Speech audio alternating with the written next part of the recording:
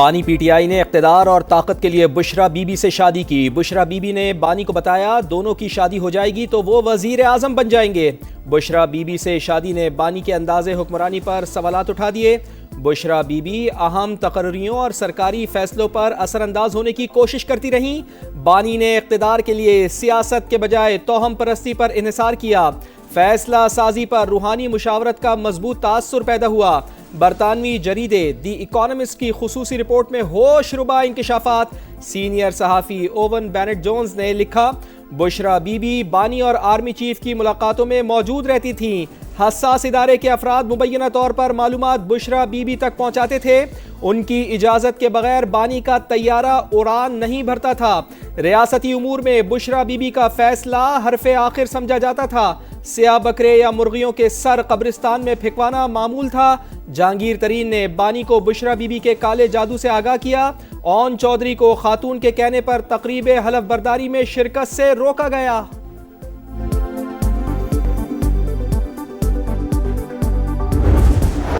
Bushra be be نے جو کیا ابھی تو صرف 10% شائع ہوا۔ صحافتی اصول اور قانونی تقاضوں کے باعث 90% مواد تو سامنے ہی نہیں لائے۔ برطانوی جریدے دی اکانومسٹ کی رپورٹ کی شریک مصنفہ بشرا تسکین کی سما سے خصوصی گفتگو، کہا بانی پی ٹی آئی پر خاتون کا مکمل کنٹرول تھا۔ 25 کروڑ عوام پر مشتمل ایٹمی ملک کو جادو عملیات کے ذریعے چلایا جاتا رہا۔ بشرا بی بی حکومتی فیصلوں، تقرر و تبادلوں سمیت ہر کام پر اختیار رکھتی تھیں۔ سیاسی تجربے کی کمی کے باعث وہ جلد ایکسپوز ہو گئیں۔ بانی پی ٹی آئی کے فیصلوں کے پیچھے جھوٹ اور بہتان کا پورا نظام۔ دی اکانومسٹ کی رپورٹ میں حقیقت کھل کر سامنے آ گئی۔ بشرا بی بی حکومتی فیصلوں پر اثر انداز ہوتی تھیں۔ وفاقی وزیر اطلاعات عطا اللہ تارڑ کی میڈیا سے گفتگو، کہا بشرا بی بی نے روحانیت کا لبادہ اوڑھا ہوا تھا، تمام معاشی اور سیاسی فیصلے کرتی تھیں۔ عثمان بزدار کو بھی ایسے ہی وزیر اعلیٰ لگایا گیا۔ برطانوی جریدے نے روحانیت کی آڑ میں شیطانیت کا پردہ چاک کر دیا۔ بانی جعلی طریقے سے بشرا بی بی تک پہنچائی جانے والی معلومات کو روحانیت سمجھتے رہے۔ 4 سال تک کوش اور پیرنی نے بانی کو بے وقوف بنایا۔ وزیر اطلاعات پنجاب اسما بخاری کا رد عمل، کہا جادو ٹونے سے جعلی پیرخانے چلتے ہیں، ملک اور معیشت نہیں۔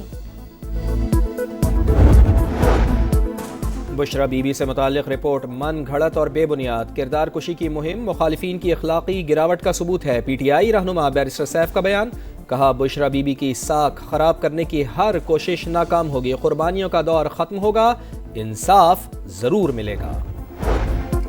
پاکستان آرمی، ایئر فورس اور نیوی ترمیمی بلوں کی توثیق۔ صدر مملکت آصف علی زرداری نے 3 قانونی بلز پر دستخط کر دیے۔ تینوں بل آئین پاکستان کا حصہ بن گئے۔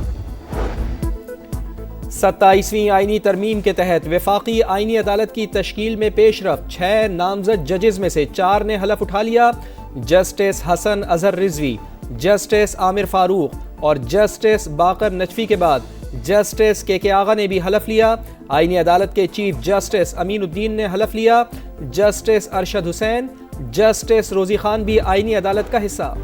27ویں آئینی ترمیم کے بعد ایک اور جج کا استعفیٰ۔ لاہور ہائی کورٹ کے جسٹس شمس محمود مرزا مستعفی۔ جسٹس شمس محمود مرزا کا آئینی ترمیم کے بعد تبادلے کا امکان تھا، انہوں نے استعفیٰ صدر پاکستان کو بھجوا کر چیمبر خالی کر دیا۔ ان کے خلاف جنوری میں سپریم جوڈیشل کونسل میں ریفرنس بھی فائل کیا گیا تھا۔ ججز کے استعفوں کا سلسلہ رکے گا نہیں۔ معلوم ہے کہ مزید کون کون سے ججز نے استعفے دینے ہیں۔ ججز صرف ایک جماعت کو انصاف دیا کرتے تھے۔ اسپیکر پنجاب اسمبلی ملک محمد احمد خان کی گفتگو، کہا عمر عطا بندیال نے خود پارلیمنٹ بننے کی کوشش کی، آئین کو بگاڑا گیا۔ ججز کی تعیناتی میں من پسند افراد کو لگایا گیا۔ ان ججز کے فیصلے دیکھ لیں، دودھ کا دودھ، پانی کا پانی ہو جائے گا۔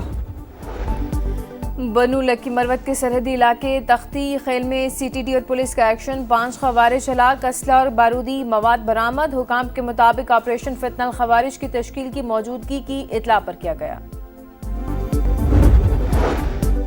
فیلڈ مارشل سید عاصم منیر واضح کر چکے، دہشت گردوں سے کوئی بات نہیں ہوگی، کسی کو امن تباہ کرنے کی اجازت نہیں دیں گے۔ وفاقی وزیر داخلہ کا 2 ٹوک پیغام، محسن نقوی کا کیڈٹ کالج وانا کا دورہ، پاک فوج کے جوانوں کو خراج تحسین پیش، قبائلی عمائدین سے بھی ملاقات، کہا پاکستان میں سرحد پار سے دہشت گردی ہو رہی ہے، اسلام آباد دھماکے میں ملوث لوگ باہر سے آئے، یہ درندے انسان کہلانے کے قابل نہیں، کیڈٹ کالج وانا کی تزئین و آرائش کا اعلان، کالعدم ٹی ٹی پی کو نہیں مانتے، حکومت کے ساتھ آہنی دیوار کی طرح کھڑے ہیں، قبائلی عمائدین کی یقین دہانی۔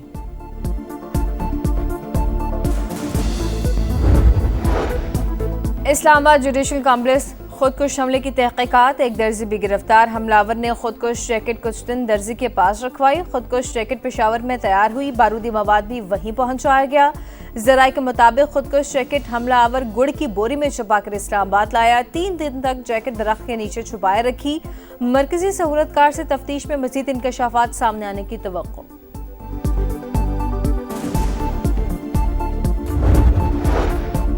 وفاقی وزیر مواصلات عبدالعلیم خان کی زیر صدارت NHA کا اجلاس، M5 کی بحالی اور بلوچستان کی شاہراہوں پر بریفنگ، نیشنل ہائی وے اتھارٹی کے پنجاب ریجن کو 4 حصوں میں تقسیم کیا جائے، ملک بھر میں نئے ریجن کے مطابق NHA ممبران مقرر ہوں گے، عبدالعلیم خان کی گفتگو، کہا سسٹم میں موجود خرابیوں اور سقم دور کرنا چاہتے ہیں، NHA دفاتر کی حالت بہتر بنائی، مکمل آؤٹ لک بہتر بنا رہے ہیں۔ پیپلز پارٹی کی طویل مشاورت اور پلاننگ کے بعد آزاد کشمیر میں ان ہاؤس تبدیلی کی تیاری، وزیراعظم چودھری انوار الحق کے خلاف تحریک عدم اعتماد پر رائے شماری کے لیے 27 نومبر کو اجلاس طلب، عدم اعتماد کے لیے 27 ووٹ درکار، پیپلز پارٹی کو 36 ارکان کی حمایت حاصل، فارورڈ بلاک کے 10 اور نون لیگ کے 9 ارکان پی پی کا ساتھ دیں گے۔ کراچی کی خواتین کے لیے اچھی خبر، سرجانی عبداللہ موڑ سے نمائش تک پنک بس سروس کے نئے روٹ کا آغاز، شرجیل انعام میمن کا کہنا ہے کہ سندھ حکومت خواتین کو سہولیات کی فراہمی کے لیے عملی اقدامات کرتی رہے گی۔ سعودی عرب امریکہ سے F-35 لڑاکا طیارے خریدنے کا خواہشمند ولی عہد شہزادہ محمد بن سلمان اگلے ہفتے امریکہ آ رہے ہیں، صدر ٹرمپ کی تصدیق، کہا سعودی رہنما سے ابراہم اکارڈ پر بھی بات ہوگی، دوسرے ملک ایٹمی تجربات کرتے ہیں، ہم بھی کریں گے، BBC کے خلاف 1 ارب سے 5 ارب ڈالر تک خرچانے کا دعویٰ کریں گے، امریکی صدر کی ایئر فورس 1 میں صحافیوں سے گفتگو۔ بھارتی میڈیا کی پھر پاکستان دشمنی، مقبوضہ کشمیر میں دھماکے کو پاکستان سے جوڑنے کی بھونڈی کوشش، بھارتی میڈیا نے دھماکے کی ذمہ داری کو نامعلوم دہشت گرد تنظیم کے ساتھ جوڑ دیا، انڈین میڈیا کے دعوے غلط، بے بنیاد اور شرنگیز ہیں، مقبوضہ کشمیر پولیس نے دھماکے کو حادثہ قرار دے دیا، بارود کے ذخیرے میں ہونے والے دھماکے سے 9 افراد ہلاک، 29 زخمی ہوئے۔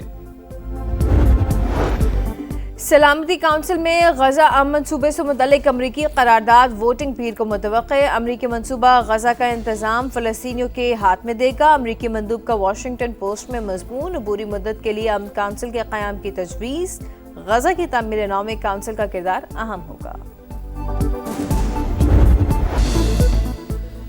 پہلے جنوبی افریقہ اب شری لنکا، ون ڈے میں پاکستان ایکسپریس جیت کے ٹریک پر، شاہینوں نے دوسرے ون ڈے میں آئی لینڈرز کو 8 وکٹوں سے شکست دے دی، سیریز میں 2-0 کی فیصلہ کن برتری حاصل، 289 رنز کا ہدف 10 گیندیں قبل پورا کیا، بابر اعظم کی ناقابل شکست سینچری، 102 رنز بنا کر ناٹ آؤٹ، فخر زمان اور محمد رضوان کی نصف سینچریاں، فخر زمان 78 اور محمد رضوان نے 51 رنز اسکور کیے، مہمان ٹیم نے پہلے کھیل کر 8 وکٹوں کے نقصان پر 288 رنز بنائے، حارث رؤوف اور ابرار احمد کے 3 شکار، شاندار فتح پر وزیر اعظم میاں محمد شہباز شریف اور چیئرمین PCB محسن نقوی کی مبارکباد، سیریز کا تیسرا ون ڈے میچ کل ہوگا۔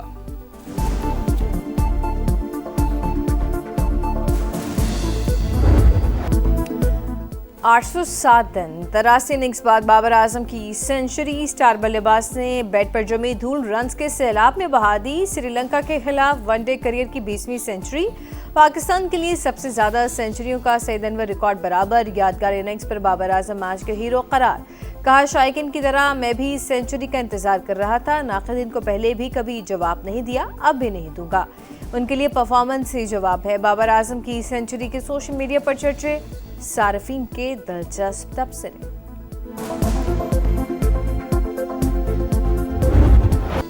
اور FIFA world cup European qualifier میں جرمنی نے لگزمبرگ کو 2-0 سے ہرا دیا، کروشیا نے فیرو آئلینڈ کو 3-1 سے شکست دی۔